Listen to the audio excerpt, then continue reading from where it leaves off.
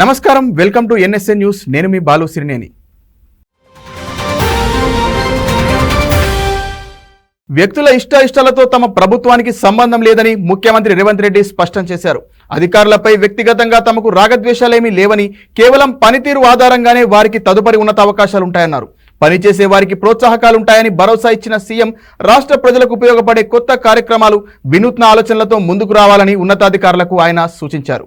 ప్రస్తుతం ఉన్న తమ ప్రభుత్వానికి వ్యక్తుల ఇష్టాయిష్టాలతో సంబంధం లేదన్నారు సీఎం రేవంత్ రెడ్డి. పనితీరు ఆధారంగానే ఉన్నత స్థాయి అవకాశాలుంటాయంటున్న ఆయన ప్రోత్సాహకాలుంటాయని భరోసా ఇచ్చారు. ఒక్కో అధికారి ఒక్కో వినూత్న ఆలోచనను 2 వారాల్లో ప్రభుత్వానికి సమర్పించాలని ఆదేశించారు. సమావేశంలో పలు విభాగాల కార్యదర్శులతో ముఖ్యమంత్రి రేవంత్ రెడ్డి సమావేశమయ్యారు. మంత్రులు తుమ్మల నాగేశ్వరరావు, కోమటిరెడ్డి వెంకటరెడ్డి, సీఎం సలహాదారు వేం నరేందర్ రెడ్డితో పాటు సిఎస్ శాంతికుమారి, సీఎంఓ ముఖ్య కార్యదర్శి శేషాద్రి, 29 విభాగాలకు చెందిన ఐఏఎస్ ఉన్నతాధికారులు సమీక్షలో పాల్గొన్నారు. సొంత నిర్ణయాలతో ప్రభుత్వానికి చెడ్డ పేరు తీసుకురావద్దని ముఖ్యమంత్రి కార్యాలయం ఇచ్చే సలహాలు, సూచనలు పాటించాలన్నారు. ప్రభుత్వ పథకాలు, అభివృద్ధి పనులతో పాటు క్షేత్రస్థాయిలో పలు కార్యక్రమాల అమలు తీరును స్వయంగా పరిశీలిస్తానని చెప్పారు. స్థానిక ప్రజలను కలుసుకునేలా తన పర్యటన ఉంటుందని అధికారులను అప్రమత్తం చేశారాయన. వారానికో జిల్లాకో పర్యటిస్తానని, త్వరలోనే జిల్లా పర్యటనల షెడ్యూల్ విడుదల చేస్తామని స్పష్టం చేశారు. తమ శాఖల పనితీరును మెరుగుపరిచేందుకు అవసరమైన ప్రక్షాళన చేసుకోవాలని సూచించారు. ప్రభుత్వ ప్రాధాన్యానికి అనుగుణంగా పనిచేయాలని అన్ని విభాగాల ఉన్నతాధికారులకు ఆదేశాలు జారీ చేశారు. ఉన్నతాధికారులంతా విధిగా తమ పరిధిలోని శాఖలు, విభాగాలపై పట్టు సాధించాలన్నారు. ప్రజలకు జవాబుదారీగా ఉండే ప్రజాపాలనను అందించేందుకు అందరూ బాధ్యతగా పనిచేయాలని ఆదేశించారు.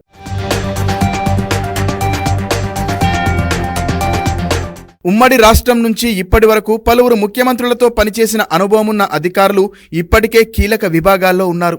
ఎప్పటికప్పుడు ప్రభుత్వ ప్రాధాన్యాన్ని గుర్తించి అధికారులు తమ పనితీరును చాటుకోవాలన్నారు సీఎం రేవంత్. ప్రజలకు మేలు జరిగే పనులు చేయాలనే సంకల్పంతో విధులు నిర్వహిస్తూ ప్రజల సంక్షేమం, రాష్ట్రాభివృద్ధికి లక్ష్యంగా పనిచేయాలన్నారు. అధికారులందరూ ఏకతాటిపై పనిచేస్తేనే ప్రభుత్వానికి మంచి పేరు వస్తుందన్నారు సీఎం. సచివాలయం నుంచి క్షేత్రస్థాయి వరకు అందరూ తమ విభాగాలపై పట్టు సాధించాలన్నారు. కాంగ్రెస్ ప్రభుత్వం అధికారంలోకి వచ్చిన తొలి 100 రోజుల్లోనే ప్రజలకు ఇచ్చిన మాట ప్రకారం 6 గ్యారంటీల్లో 5ంటిని అమలు చేసిందని చెప్పారు. ప్రజలకు సుపరిపాలనను అందించేందుకు అధికారులు క్రమశిక్షణ, సమయపాలనను పాటించాలని చెప్పారు. కార్యాలయాలకే పరిమితం కాకుండా తమ విభాగం పనితీరును పర్యవేక్షించేందుకు వారానికి 1 రోజు విధిగా జిల్లాల్లో క్షేత్ర పర్యటనలు చేపట్టాలని అధికారులకు సూచించారు. జిల్లాల్లో కలెక్టర్లు తమ కార్యాలయాలు దాటడం లేదన్న సీఎం ప్రజలకు ఉపయోగపడే పనులు చేపట్టాలని ఐఏఎస్ అధికారులకు సూచించారు.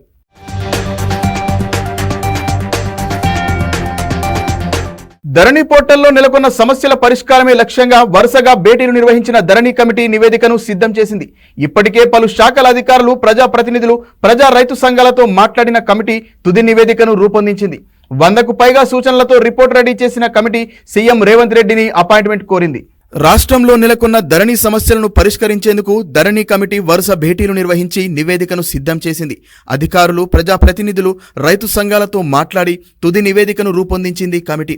ఇప్పటికే 100కు పైగా సూచనలతో కూడిన రిపోర్టు రెడీ చేసిన committee CM Revanth Reddy appointment కోసం ఎదురుచూస్తోంది. కలెక్టరేట్తో పాటు ఎంఆర్ఓ, ఆర్డీఓలకు అధికారాలు బదిలీ చేయడంతో పాటు భూముల వాస్తవ పరిస్థితిపై పూర్తిస్థాయి సర్వే చేయడానికి సర్వేయర్లను నియమించాలని కోరనుంది. భూ సమస్యలు పరిష్కారం అవ్వాలంటే నిర్దిష్ట సమయంలో సమస్య పరిష్కారం అయ్యే విధంగా గడువు విధించాలని కమిటీ సీఎంకు సూచించింది. దీంతో పాటు భూ సమస్యలపై సమగ్ర కొత్త చట్టానికి అనుకూలంగా నిర్ణయాలు తీసుకోవాలని ధరణి ప్యానెల్ నివేదికలో పొందుపరిచినట్లు తెలుస్తోంది. గత బీఆర్ఎస్ ప్రభుత్వ హయాంలో పెండింగ్లో ఉన్న దరఖాస్తులను పరిష్కరించాలని గతంలోనే కలెక్టర్లకు ఆదేశాలు జారీ చేసింది.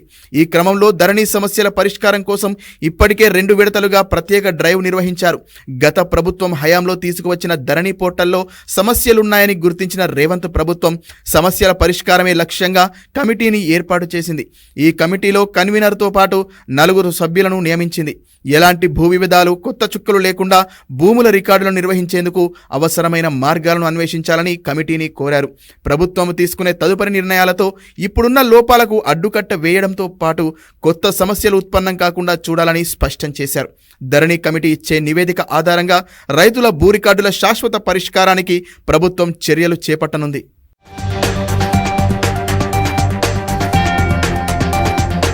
ముఖ్యమంత్రి సహాయ నిధి దరఖాస్తులను అధికారులు ఇక నుంచి ఆన్లైన్లో స్వీకరించనున్నారు. సీఎంఆర్ఎఫ్ నిధులు పక్కదారి పట్టకుండా పారదర్శకతతో నిర్వహించాలని సీఎం రేవంత్ రెడ్డి ఇచ్చిన ఆదేశాల మేరకు ఈ నిర్ణయం తీసుకున్నారు అధికారులు. ఇందుకోసం సెంటర్ ఫర్ గుడ్ గవర్నెన్స్ ఆధ్వర్యంలో వెబ్సైట్ రూపొందించారు. వైద్య ఆరోగ్య ఖర్చులు భరించని పేదలకు ఆర్థిక సహాయాన్ని అందించేందుకు ప్రవేశపెట్టిందే సీఎంఆర్ఎఫ్. ఇందుకు సంబంధించిన దరఖాస్తులను అధికారులు ఆన్లైన్లోనే స్వీకరించనున్నారు. సీఎంఆర్ఎఫ్ నిధులు పక్కదారి పట్టకుండా పారదర్శకతతో నిర్వహించాలని సీఎం రేవంత్ రెడ్డి ఇచ్చిన ఆదేశాల మేరకు ఈ నిర్ణయం తీసుకున్నారు అధికారులు. సెంటర్ ఫర్ గుడ్ గవర్నెన్స్ ఆధ్వర్యంలో వెబ్సైట్ రూపొందించగా సీఎం రేవంత్ రెడ్డి సెక్రటేరియట్లో ఈ వెబ్సైట్ను ప్రారంభించారు. ఈ నెల 15 తర్వాత సీఎంఆర్ఎఫ్ దరఖాస్తులను ఆన్లైన్ల ద్వారా మాత్రమే స్వీకరించనున్నారు. గత ప్రభుత్వ హయాంలో సీఎంఆర్ఎఫ్ నిధులు పక్కదారి పట్టిన నేపథ్యంలో ఈ విధానాన్ని రూపొందించారు. ఇక ముందు సీఎం సహాయ నిధి దరఖాస్తులను ఈ వెబ్సైట్లో అప్లోడ్ చేయాల్సి ఉంటుంది. సీఎంఆర్ఎఫ్ కోసం తమ వద్దకు వచ్చే వారి వివరాలు తెలుసుకొని ఎమ్మెల్యే ఎమ్మెల్సీలు తమ సిఫార్సు లేఖను జత చేసి అప్లోడ్ చేయాల్సి ఉంటుంది. అప్లికేషన్లలో సంబంధిత దరఖాస్తుదారుల బ్యాంక్ అకౌంట్ నెంబర్ తప్పనిసరిగా ఇవ్వాలి. అప్లోడ్ చేసిన తర్వాత సీఎంఆర్ఎఫ్కు సంబంధించిన ఒక కోడ్ ఇస్తారు. ఆ కోడ్ ఆధారంగా ఒరిజినల్ మెడికల్ బిల్లులను సచివాలయంలో అందజేయాల్సి ఉంటుంది. ఆన్లైన్ ద్వారా అప్లికేషన్ను సంబంధిత ఆసుపత్రులకు పంపించి నిర్ధారించుకొని వివరాలను సరిగ్గా ఉంటే సీఎంఆర్ఎఫ్ అప్లికేషన్ను ఆమోదించి చెక్కును రెడీ చేస్తారు. చెక్కు పైన తప్పనిసరిగా దరఖాస్తుదారుడి అకౌంట్ నెంబర్ను ముద్రించనున్నారు. దీంతో ప్రజాప్రతినిధులు చెక్కులను స్వయంగా దరఖాస్తుదారులకు అందజేసేందుకు వీలుండనుంది.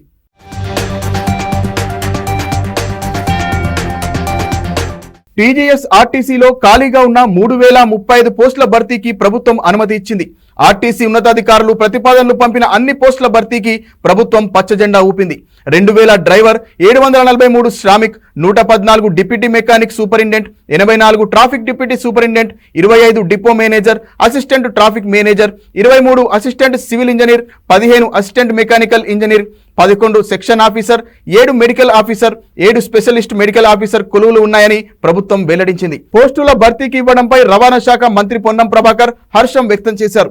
సీఎం రేవంత్ రెడ్డికి, ఉప ముఖ్యమంత్రి, ఆర్థిక శాఖ మంత్రి మల్లు భట్టి విక్రమార్కకు ధన్యవాదాలు తెలియజేశారు. రాష్ట్రం ఏర్పడినప్పటి నుంచి ఇప్పటి వరకు ఆర్టీసీలో ఒక్క ఉద్యోగ నోటిఫికేషన్ ఇవ్వలేదన్నారు. కొత్త కొరులతో రాష్ట్రంలో ప్రజా రవాణా వ్యవస్థ మరింత బలోపేతం చేస్తామన్నారు.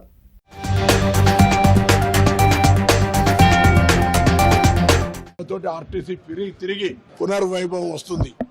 ఇది కాక మొన్న 1000 బస్సులు కొనుగోలు చేసినాం. అవి చాలా ప్రాంతాల్లో తిరుగుతూ ఉన్నాయి. ప్రతి జిల్లా కేంద్రం 33 జిల్లా కేంద్రాల నుంచి ఏసీ బస్సులు రాష్ట్ర రాజధానికి, ప్రతి మండల కేంద్రం నుంచి రాష్ట్ర రాజధానికి బస్సు నడవాలనే నిర్ణయాన్ని కూడా తీసుకోవడం జరిగింది. ఈ విధంగా ఆర్టీసీని రవాణా శాఖ మంత్రిగా బాధ్యతలు చేపట్టినప్పటి నుంచి గౌరవ ముఖ్యమంత్రి, ఉప ముఖ్యమంత్రి, సహచర మంత్రుల సహకారంతో మొత్తం దేశంలోనే అగ్రగామిగా నిలబెట్టే ప్రయత్నం చేస్తా ఉన్నాం. రాష్ట్ర వ్యాప్తంగా ఆర్ఎంపీ, పీఎంపీలకు శిక్షణ ఇచ్చి సర్టిఫికెట్లు జారీ చేయాలని ఆర్ఎంపీ, పీఎంపీ సంఘాల సభ్యులు వైద్య ఆరోగ్య శాఖ మంత్రి దామోదర రాజనరసింహను కోరారు. కోదండరాం ఆధ్వర్యంలో ఉమ్మడి వేదిక సభ్యులు మంత్రిని క్యాంపు కార్యాలయంలో కలిశారు. ఆర్ఎంపీ, పీఎంపీలపై జరుగుతున్న దాడులను అరికట్టడంతో పాటు వారి సమస్యల పరిష్కారానికి కృషి చేయాలని కోరారు. మాజీ ముఖ్యమంత్రి వైఎస్ రాజశేఖర రెడ్డి హయాంలో జారీ చేసిన జీవో నెంబర్ 1273 ద్వారా శిక్షణ పూర్తి చేసుకున్న వారికి సర్టిఫికెట్స్ ఇవ్వలేదని గుర్తు చేశారు. వీలైనంత త్వరగా ఆ ప్రక్రియను పూర్తి చేయాలని విజ్ఞప్తి చేశారు. సీఎం రేవంత్ రెడ్డితో మాట్లాడి సమస్యల పరిష్కారానికి కృషి చేస్తానని మంత్రి హామీ ఇచ్చారు.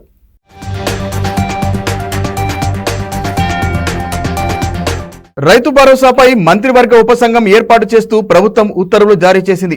ఉప ముఖ్యమంత్రి భట్టి విక్రమార్క చైర్మన్ గా, మంత్రులు శ్రీధర్ బాబు, పొంగులేటి శ్రీనివాసరెడ్డి, తుమ్మల నాగేశ్వరరావు సభ్యులుగా ఉన్నారు. గత నెల 22న జరిగిన కేబినెట్ సమావేశం నిర్ణయం మేరకు ప్రభుత్వ ప్రధాన కార్యదర్శి శాంతికుమారి జీవో జారీ చేశారు. రైతు భరోసా పథకానికి అర్హతలు, విధి విధానాలు, మార్గదర్శకాలను మంత్రివర్గ ఉపసంఘం సిఫార్సు చేయనుంది. కమిటీ సిఫార్సులపై ఈ నెలాఖరులో జరిగే అసెంబ్లీ సమావేశాల్లో చర్చించి తుది నిర్ణయం తీసుకోనున్నారు.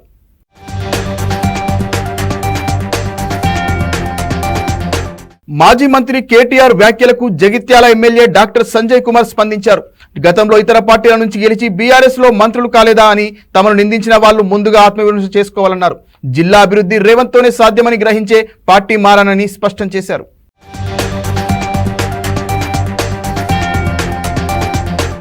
Party working president, BRS party working president K T Rama Rao గారు ఇంకా కొందరు రకరకాలుగా మాట్లాడింది. మరి ఇతర పార్టీ వాళ్ళు గెలిచిన తర్వాత బీఆర్ఎస్, టీఆర్ఎస్ ప్రభుత్వంతో కలిసి పనిచేసిన ఆనవాయితులు లేవా? అయితే నిన్న విమర్శించిన వాళ్ళు ఒకసారి ఆత్మవిమర్శ చేసుకోవాలి. జగిత్యాల ప్రాంత అభివృద్ధి సమర్థవంతంగా చేయాలంటే గౌరవ ముఖ్యమంత్రి రేవంత్ రెడ్డి గారితో కలిసి పనిచేస్తేనే సాధ్యమవుతుందని అనిపించింది. పార్టీ అధికారంలో ఉన్నప్పుడు అత్యున్నత పదవులు అనుభవించి పార్టీని వీడుతున్న నాయకులపై బీఆర్ఎస్ అధినేత కేసీఆర్ సంచలన వ్యాఖ్యలు చేశారు. పార్టీని వీడుతున్న వారు 4 రోజులు పదవులు లేకుండా ఉండలేరా అంటూ వారిని చూసి ప్రజలు అసహ్యించుకుంటున్నారంటున్నారు కేసీఆర్. ఎర్రవెల్లి ఫామ్ హౌస్ లో జరిగిన పార్టీ జెడ్పీ చైర్మన్ల సమావేశంలో కేసీఆర్ మాట్లాడారు. అధికారంలో ఉన్న పార్టీలోకి మారే ఆశావహుల సంఖ్య రోజురోజుకు పెరుగుతుందన్నారు బీఆర్ఎస్ అధినేత కేసీఆర్. అత్యున్నత పదవులు అనుభవించి పార్టీ వీడుతున్న నాయకులపై సంచలన వ్యాఖ్యలు చేశారాయన. 4 రోజులు పదవులు లేకుండా పార్టీ వీడుతున్న వారు ఉండలేరా అంటూ కేసీఆర్ ప్రశ్నించారు. ఎర్రవెల్లి ఫామ్ హౌస్ లో జరిగిన పార్టీ జెడ్పీ చైర్మన్ల సమావేశంలో పాల్గొని కేసీఆర్ మాట్లాడారు.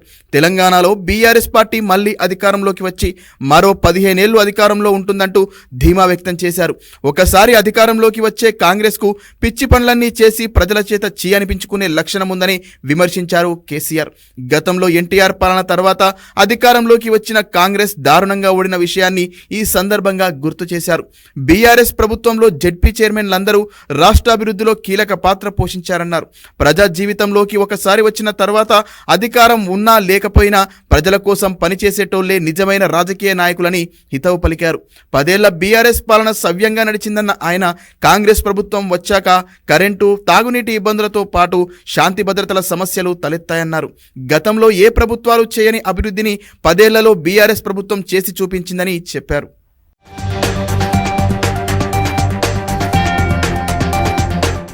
చేసిన పాత్ర తప్పదు కాదు. తెలంగాణ కొత్త రాష్ట్రం కొత్త వచ్చింది, కానీ మీకు ఉన్నంతలో మీ పరిధిలో మీకు ప్రయత్నం చేసిండు. మీ అందరికీ నేను ఒకటి హామీ ఇస్తా ఉన్నా, భవిష్యత్తులో మీకు మంచి అవకాశాలు ఉంటాయి. తెలంగాణ రాష్ట్ర పునర్నిర్మాణ ప్రక్రియ ఇంకా కొనసాగవలసి ఉన్నది కాబట్టి మనం ముందుకు పోవాలి. ఇక మధ్యలో కొన్ని ఓటములు రాజకీయమైన తర్వాత జయాలు అపజయాలు ఉంటాయి. అది కూడా పెద్ద బ్రహ్మ పదార్థం లేదు. దానిలో ఇందులో ఆలోచించడానికి దమక్కడ పడుతుంది, ఏం లేదండి. Simple is the issue. మనం ఏం చేసామంటే పక్కు రాజకీయాలకు, చందాల రాజకీయాలకు పోకుండా మనకు వచ్చిన 10 సంవత్సరాల అవకాశాన్ని ఎంతసేపు రాష్ట్రం ప్రజలు అని చెప్పి ప్రతి నిమిషం మనం మైండ్ స్పెండ్ చేసి చరిత్రలో లేనటువంటి అద్భుతమైనటువంటి కళలు ఇచ్చి అసలు ఆ బాగా పోయింది. మంచినీళ్ళు ఇచ్చాం, సాగునీళ్ళు ఇచ్చాం, అన్ని రకాలుగా బాగా చేసాం. పేదలను ఆదుకున్నాం, సంక్షేమం చేసింది, అన్నీ మనకి సెట్ అయిపోయింది. జనం ఏమి వాళ్ళు కాంగ్రెస్ పార్టీ వాళ్ళు ఏమనుకున్నారు, నువ్వు ఇవ్వకుండా కష్టము, మనం అడవులు కావాలని హామీ చెప్పాలి, కాబట్టి ప్రజలు మన ట్రాప్లో వస్తామని చెప్పి ఒక ప్లాన్ చేసేది. చేసి వాళ్ళకి అన్ని కావాల్సిన మనకి అరాస్పాడ వాటికి రైతు బంధు వాళ్ళు 10,000 ఇస్తున్నారు, 10,000 ఇస్తారు. పెన్షన్ 2,000 ఇస్తున్నారు, 4,000 ఇస్తారు. వాళ్ళు కళ్యాణ లక్ష్మి కులమా ₹1,00,000 ఇస్తున్నారు, దానితో బంగారం కల్పిస్తారు. అయితే మాట్లాడి జనం ఏమి మన దగ్గర కూడా అంత చైతన్యంగా రావాల్సిన స్థాయి రాలేదు కాబట్టి, ఎంత మెచ్యూరిటీ ఉండాలని లేదు కాబట్టి కొంతమంది ప్రగతి కాదు ఉంటారు కదా అత్యాసలు, వాళ్ళు ఏం చేసిందంటే అన్నీ వచ్చేసి ఇంటికి వచ్చిన కరెంట్ ఆడిపోతుంది, వచ్చిన మంచి లేకపోతే వచ్చిన మంచి ఇంట్లో నల్లనే వచ్చాయి, ప్రతి ఇంట్లో నల్లనే ఉంటుంది. ఇక సాగు అవి ఆడిపోతాయి, అన్ని బరాబర్ రైతు బంధువులు కూడా 5 ఇప్పిస్తారు అవుతాయి ఆడిపోతాయి. కాబట్టి కొద్దిమంది అత్యాస పడి వాళ్ళు కాదు. 7 నెలల కాంగ్రెస్ పాలనలో గ్రామాలను నిర్లక్ష్యం చేశారని మాజీ మంత్రి హరీష్ రావు ఆరోపించారు. బీఆర్ఎస్ ప్రభుత్వం గ్రామ పంచాయతీలకు నిధులు ఇచ్చిందని, దేశానికి ఆదర్శంగా తీర్చిదిద్దిందని గుర్తు చేశారు. స్థానిక సంస్థలకు ఎన్నికలు పెట్టే ఆలోచన ప్రభుత్వానికి లేదన్న ఆయన స్థానిక సంస్థలకు ఎన్నికలు నిర్వహించి నిధులు కేటాయించాలని డిమాండ్ చేశారు. చాలా పంచాయతీల్లో పారిశుద్ధ కార్మికులకు జీతాలు కూడా ఇవ్వడం లేదని ఆరోపించారు.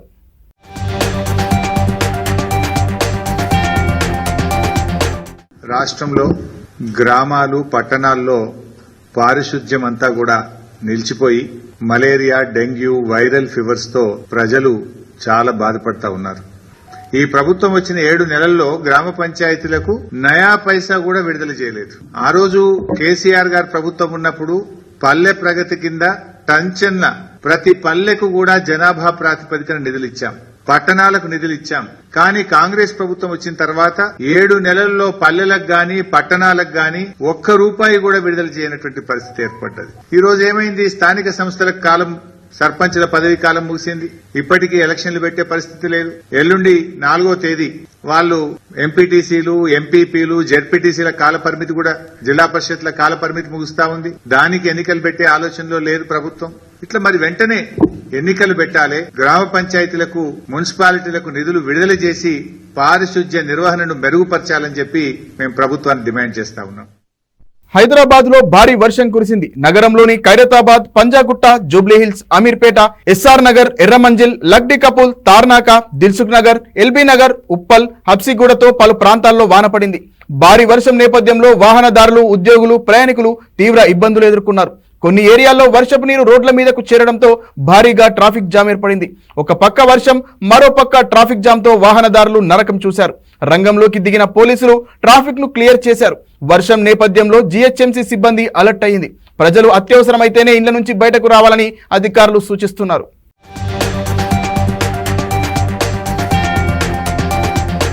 వికసిత్ భారత్ లక్ష్యంగా రాత్రి పగలు పనిచేస్తామని ప్రధాని నరేంద్ర మోదీ స్పష్టం చేశారు. రాష్ట్రపతి ప్రసంగానికి ధన్యవాదాలు చెప్పే తీర్మానంపై చర్చకు లోక్సభలో మోదీ సమాధానమిచ్చారు. 10 ఏళ్లలో దేశ ఆర్థిక వ్యవస్థను 10వ స్థానం నుంచి 5వ స్థానానికి తెచ్చామన్న ఆయన అవినీతిపై ఉక్కుపాదం మోపామని వివరించారు. ఈ సందర్భంగా విపక్ష నేత రాహుల్ గాంధీపై మోదీ వ్యంగ్యాస్త్రాలు గుప్పించారు. రాష్ట్రపతి ప్రసంగానికి ధన్యవాదాలు చెప్పే తీర్మానంపై పార్లమెంట్లో మోదీ మాట్లాడారు. లోక్సభ ఎన్నికల్లో దేశ ప్రజలంతా పరిపక్వతతో తీర్పునిచ్చారని ప్రధాని నరేంద్ర మోదీ అన్నారు. ఈ సందర్భంగా విపక్ష నేత రాహుల్ గాంధీపై మోదీ వ్యంగ్యాస్త్రాలు గుప్పించారు. చిన్న పిల్లాడిలా విలపిస్తున్న ఓ వ్యక్తిని ఈ సభ చూసిందని రాహుల్ గాంధీ చేసిన ప్రసంగాన్ని ఉద్దేశిస్తూ విమర్శలు చేశారు. వరుసగా 3వసారి తాము అధికారంలోకి రావడం వల్ల కొందరు మనస్తాపానికి గురయ్యారని కాంగ్రెస్కు పరోక్షంగా చురకలంటించారు. ఎన్ని అబద్ధాలు చెప్పినా లోక్సభ ఎన్నికల్లో విపక్షాలకు మళ్లీ ఘోర ఓటమి తప్పలేదని, వారి బాధను అర్థం చేసుకోగలనని ఎద్దేవా చేశారు ప్రధాని. దేశ ప్రజల తమ అభివృద్ధిని చూసే మరోసారి అధికారం ఇచ్చారని చెప్పారు మోదీ. సానుభూతి పొందేందుకు రాహుల్ గాంధీ కొత్త డ్రామా మొదలుపెట్టారన్న మోదీ ఆయనతో ఏమీ కాదని దేశానికి తెలుసని దుయ్యబట్టారు.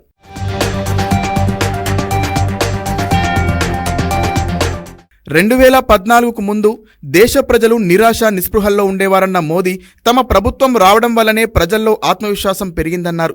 2014 కంటే ముందు ఉగ్రవాదులు దేశంలో దాడులు చేస్తున్నా ప్రభుత్వం మౌనంగా ఉండేదని కాంగ్రెస్ను ఉద్దేశిస్తూ మోదీ విమర్శలు గుప్పించారు. దేశ అభివృద్ధితోనే భావితరాలకు మంచి భవిష్యత్తును ఇవ్వగలమన్నారు మోదీ. ఆయన ప్రసంగం మొదలుపెట్టగానే మణిపూర్, నీట్ అంశాలపై ప్రధాని మాట్లాడాలని విపక్ష సభ్యులు నినాదాలు చేశారు. ప్రతిపక్ష నేతగా ఎంపీలను ఆందోళన చేయమనడం సరికాదంటూ రాహుల్ గాంధీని ఉద్దేశించి సభాపతి ఓం బిర్లా అన్నారు. అయినప్పటికీ విపక్ష సభ్యులు తగ్గలేదు. విపక్ష ఎంపీల ఆందోళనల మధ్య సమాధానం కొనసాగించిన ప్రధాని మోదీ తమ 10 ఏళ్ల పాలన బాగుంది కాబట్టే ప్రజలు 3వసారి అవకాశం ఇచ్చారని తెలిపారు.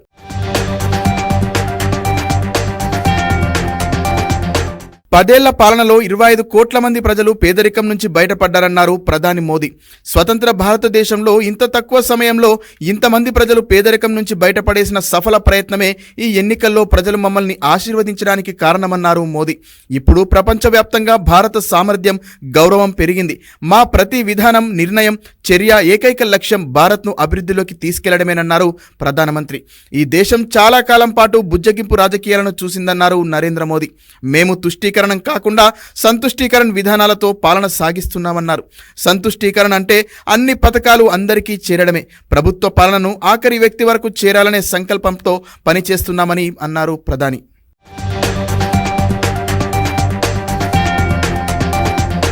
మోతీలాల్ దీక్షతోనైనా ప్రభుత్వం మేల్కొని నిరుద్యోగులు సహా ప్రజలకు ఇచ్చిన హామీలు అమలు చేయాలని మాజీ మంత్రి బీఆర్ఎస్ ఎమ్మెల్సీ సత్యవతి రాథోడ్ అన్నారు. లేదంటే ప్రజలు తిరగబడి కాంగ్రెస్ నేతలను అడ్డుకుంటారని బీఆర్ఎస్ కార్యాలయంలో జోస్యం చెప్పారు. నిరుద్యోగులకు ఇచ్చిన హామీ అమలు చేయాలని మోతీలాల్ నాయక్ నిరాహార దీక్ష చేశారని, యువత కోసం ఆయన చేసిన పోరాటం యువతకు స్ఫూర్తిగా నిలుస్తుందని పేర్కొన్నారు. కాంగ్రెస్ మోసాలను గిరిజన బిడ్డలు ఇప్పుడిప్పుడే తెలుసుకుంటున్నారన్న మాజీ మంత్రి ఇప్పటికైనా కాంగ్రెస్ ప్రభుత్వం చెప్పిన జాబ్ క్యాలెండర్ను ప్రకటించాలని, ప్రజలకు ఇచ్చిన ప్రతి హామీని అమలు చేయాలని డిమాండ్ చేశారు.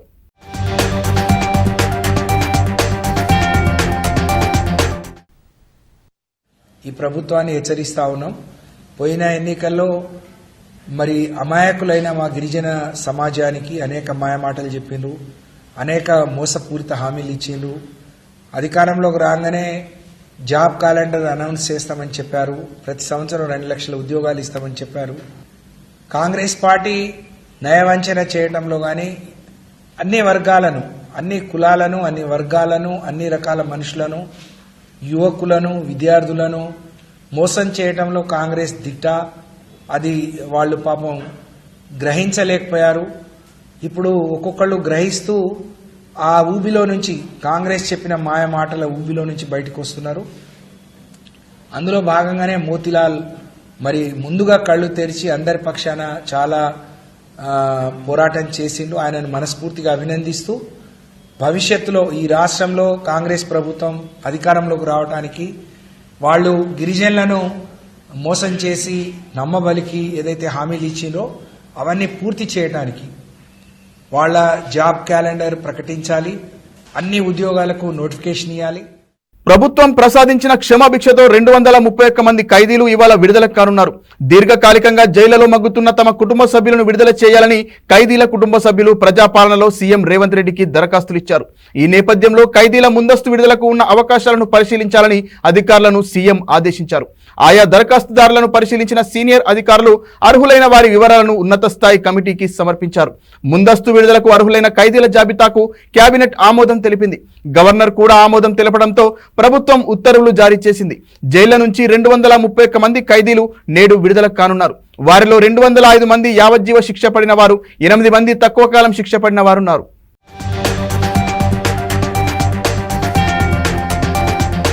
బోలేబాబా పాదధూళి కోసం వచ్చిన భక్తులు ఆ మట్టిలోనే కలిసిపోయిన పెను విషాద ఘటన ఉత్తరప్రదేశ్ లో చోటు చేసుకుంది. ఈ ప్రాంతంలో ప్రసిద్ధుడైన బోలేబాబా దర్శనం కోసం ఒక్కసారిగా జనం ఎగబడటంతో పాటు ఆయన పాదాల చుట్టూ ఉన్న మట్టిని సేకరించేందుకు ప్రయత్నించడంతో తొక్కిసలాట జరిగింది. ఈ ఘటనలో 116 మంది మరణించారు, వందల మంది గాయపడ్డారు. ఉత్తరప్రదేశ్లోని హత్రాస్ జిల్లా ఫుల్రాయ్ గ్రామంలో పెను విషాద ఘటన చోటు చేసుకుంది. బోలేబాబా పాదధూళి కోసం వచ్చిన భక్తులు పాదాల చుట్టూ ఉన్న మట్టిని సేకరించే క్రమంలో తొక్కిసలాట జరిగింది. ఈ ఘటనలో 116 మంది మరణించారు. మరణించిన వారిలో 108 మంది మహిళలు, 7 చిన్నారులున్నారు. మృతుల సంఖ్య మరింత పెరిగే అవకాశం ఉందని భావిస్తున్నారు. ఈ ఘటనపై ఉత్తరప్రదేశ్ ప్రభుత్వం విచారణకు ఆదేశించింది. రాష్ట్రపతి ద్రౌపది ముర్ము, ప్రధాని మోదీ, కేంద్ర హోంమంత్రి అమిత్ షా తీవ్ర దిగ్భ్రాంతి వ్యక్తం చేశారు. అయితే భోలేబాబా సత్సంగ్ కార్యక్రమాన్ని గత కొన్ని రోజులుగా నిర్వహిస్తున్నారు. చివరి రోజు కావడంతో ఆయనను దర్శించుకునేందుకు ఆయన పాదాల చెంత మట్టిని సేకరించి తీసుకెళ్లేందుకు భారీగా భక్తులు వచ్చారు. ఈ సందర్భంగా తొక్కిసలాట చోటు చేసుకోవడంతో ఊపిరాడక పలువురు ఒకరిపై ఒకరు పడి మృతి చెందారు. 23 మృతదేహాలను ఏటా జిల్లా ఆసుపత్రికి తరలించారు. మిగిలిన మృతదేహాలను, క్షతగాత్రులను అంబులెన్సులు, కార్లు, ట్రక్కులు, టెంపోల్లో హత్రాస్లోని సికింద్రావ్ ట్రామా కేర్ సెంటర్కు తీసుకెళ్లారు. ఆసుపత్రి ఆవరణలో మృతదేహాలను ఉంచడంతో బంధువుల ఆర్తనాదాలు మిన్నంటాయి. ట్రక్కులో 5-6 మృతదేహాలు ఉండగా ఒక మహిళ కన్నీరు మున్నీరవుతున్న దృశ్యం హృదయ విదారకంగా కనిపించింది.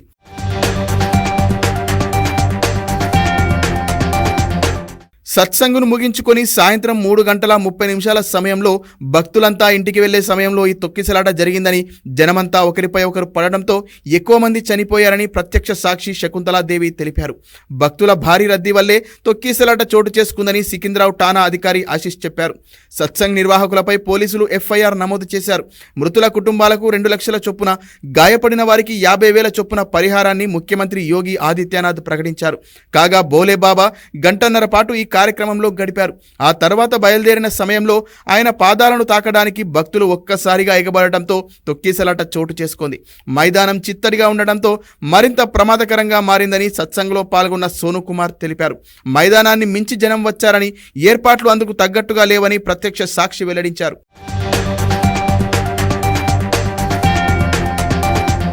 కాగా లోక్సభలో రాష్ట్రపతి ప్రసంగానికి ధన్యవాదాలు తెలిపే తీర్మానంపై ప్రధాని మోదీ మాట్లాడుతున్నప్పుడు ఘటన గురించి తెలియడంతో ఆయన వెంటనే సంతాపం ప్రకటించారు.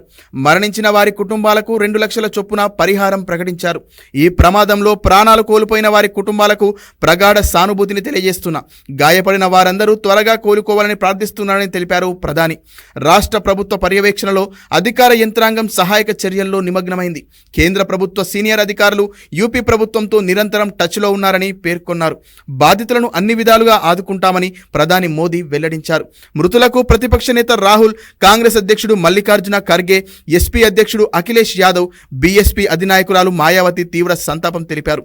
బాధిత కుటుంబాలను ఆదుకోవాలని ప్రభుత్వాన్ని కోరుతున్నా, ఇండియా కూటమి శ్రేణులు సహాయక చర్యల్లో భాగం కావాలని విజ్ఞప్తి చేస్తున్నారని లోక్సభలో ప్రతిపక్ష నేత రాహుల్ గాంధీ పేర్కొన్నారు.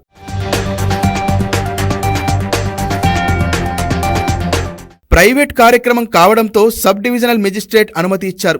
వేదిక బయట భద్రతను స్థానిక పోలీసులు కల్పించారు.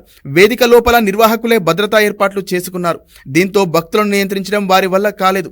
తొక్కిసలాట ఘటనలో చనిపోయిన వారి మృతదేహాలను హాత్రస్లోని సికింద్రావు ఆసుపత్రి వద్ద నేలపైనే చెల్లాచెదురుగా పడి ఉన్నాయి. స్పృహ కోల్పోయిన వారు మృతదేహాల పక్కనే పడి ఉన్నారు. గాయపడిన వారు ఆసుపత్రి ప్రధాన ద్వారం వద్ద నేలపైనే పడుకొని కనిపించారు.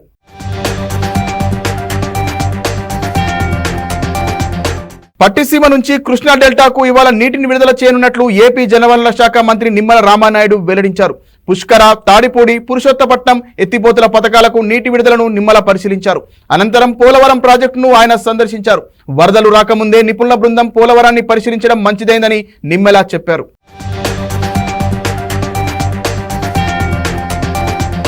కనిపించింది ఎక్స్పర్ట్స్ ఒక 4 రోజులు 3 రోజులు లేటుగా వస్తే ఇప్పుడు వాళ్ళు అక్కడ చూడడానికి కూడా ఏమి ఉండకపోను.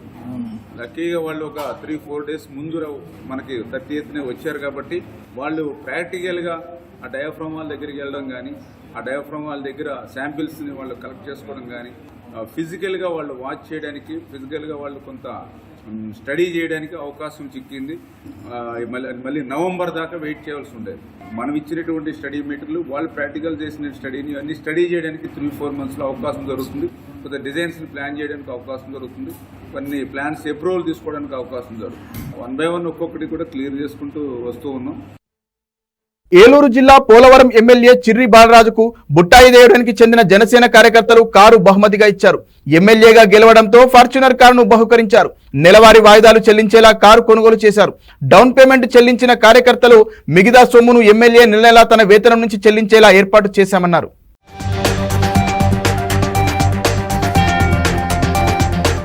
నెల్లూరు జిల్లా కావలి జాతీయ రహదారిపై పాఠశాల బస్సును లారీ ఢీకొన్న ఘటనలో క్లీనర్ అక్కడికక్కడే మృతి చెందాడు. బస్సులో ఉన్న 15 మంది విద్యార్థులు స్వల్పంగా గాయపడ్డారు. ప్రమాద సమయంలో స్కూల్ బస్సులో 36 మంది విద్యార్థులు, ఉపాధ్యాయులున్నారు. మాజీ ఎమ్మెల్యే రామిరెడ్డి ప్రతాప్ కుమార్ రెడ్డికి చెందిన పాఠశాల యాజమాన్యం నిబంధనలకు విరుద్ధంగా రహదారిపై డివైడర్ను ఏర్పాటు చేయడం వల్లే ప్రమాదం జరిగినట్లు తెలిసింది. పాఠశాల బస్సు ప్రమాదంపై మంత్రి లోకేష్ విచారం వ్యక్తం చేశారు. గాయపడిన చిన్నారులకు మెరుగైన వైద్యం అందించాల్సిందిగా అధికారులను ఆదేశించారు.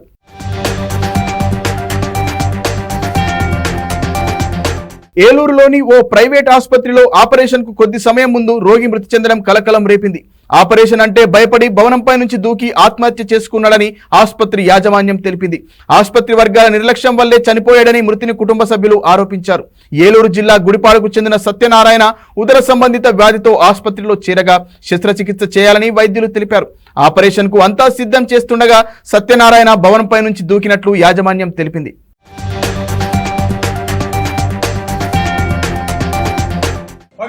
చూసి ఇచ్చారంట.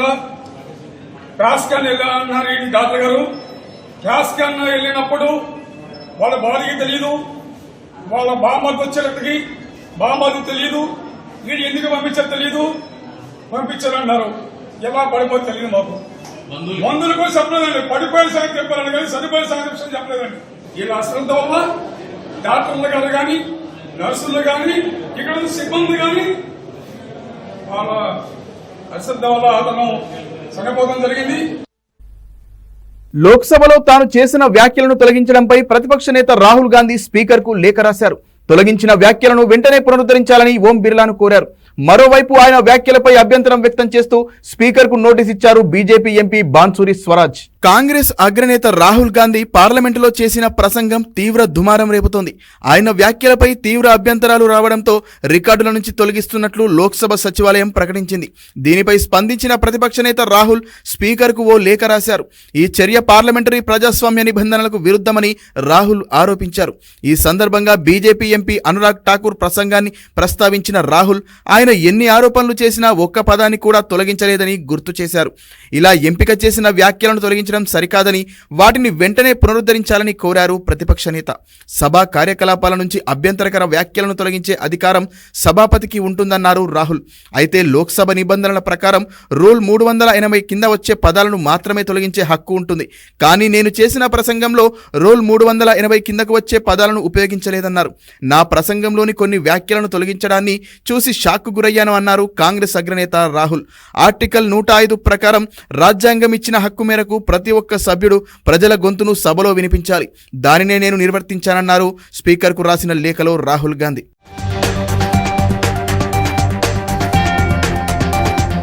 కాగా పార్లమెంటు సమావేశాలకు వెళ్లే ముందు ఈ అంశంపై స్పందించారు రాహుల్ గాంధీ. ప్రధాని మోదీ తన ప్రపంచంలోని నిజాలను తొలగించారు, కానీ వాస్తవ ప్రపంచంలోనిది కాదని చెప్పారు. తాను ఏం చెప్పినాది పూర్తిగా నిజమని, వారు ఎంత కావాలనుకుంటే అంత తొలగించుకోవచ్చని, కానీ సత్యమే గెలుస్తుందన్నారు ప్రతిపక్ష నేత. మరోవైపు రాహుల్ వ్యాఖ్యలపై అభ్యంతరం వ్యక్తం చేస్తూ స్పీకర్కు నోటీస్ ఇచ్చారు బీజేపీ ఎంపీ బాన్సురి స్వరాజ్. లోక్సభలో ప్రతిపక్ష నేత రాహుల్ గాంధీ చేసిన వ్యాఖ్యలు ప్రజలను తప్పుదారి పట్టించేలా ఉన్నాయని అభిప్రాయపడ్డారు. ఈ నేపథ్యంలోనే రూల్ 115 ప్రకారం రాహుల్ గాంధీపై కఠిన చర్యలు తీసుకోవాలని డిమాండ్ చేశారు. అధికార పక్షం అభ్యంతరాలతో రాహుల్ చేసిన ప్రసంగంలో కొన్ని అంశాలు తొలగిస్తూ స్పీకర్ ఆదేశాలు జారీ చేశారు.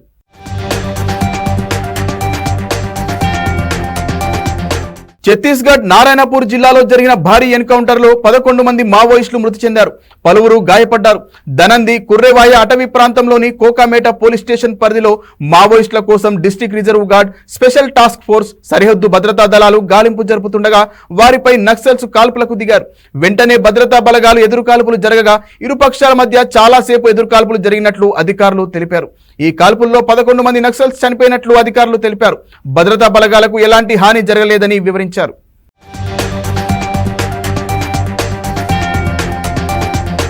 గుజరాత్ లో వర్షాలు దంచి కొడుతున్నాయి. 3 రోజులుగా కురుస్తున్న వర్షాలతో పలు చోట్ల లోతట్టు ప్రాంతాలు జలమయమయ్యాయి. భారీ వర్షాల కారణంగా జునాగఢ్ జిల్లాలో దాదాపు 30 గ్రామాలకు వెళ్లే రోడ్లు నీట మునిగాయి. పలు చోట్ల చెట్లు నెలకొరిగాయి, ఇళ్ల పైకప్పులు ధ్వంసమయ్యాయి. వంతలి నగరంలోని గత 24 గంటల వ్యవధిలో 361 మిల్లీమీటర్ల వర్షపాతం నమోదైంది. సౌరాష్ట్రలోని 10 తాలూకాలలో 24 గంటల వ్యవధిలో 200 మిల్లీమీటర్ల కంటే ఎక్కువ వర్షపాతం నమోదైంది. సూరత్ లో లోతట్టు ప్రాంతాలు జలమయమయ్యాయి. జునాగఢ్ లోని కేశోడ్లో వరదల్లో చిక్కుకున్న వారిని కాపాడేందుకు తమ బృందాన్ని పంపినట్లు జాతీయ విపత్తు ప్రతిస్పందన దళం NDRF ఒక ప్రకటనలో తెలిపింది. సహాయక చర్యల కోసం సౌరాష్ట్ర, కచ్, దక్షిణ గుజరాత్లోని పలు ప్రాంతాలకు 10 బృందాలను పంపినట్లు పేర్కొంది. గుజరాత్లో ఇవాళ కూడా భారీ వర్షాలు కురుస్తాయని వాతావరణ శాఖ అంచనా వేసింది.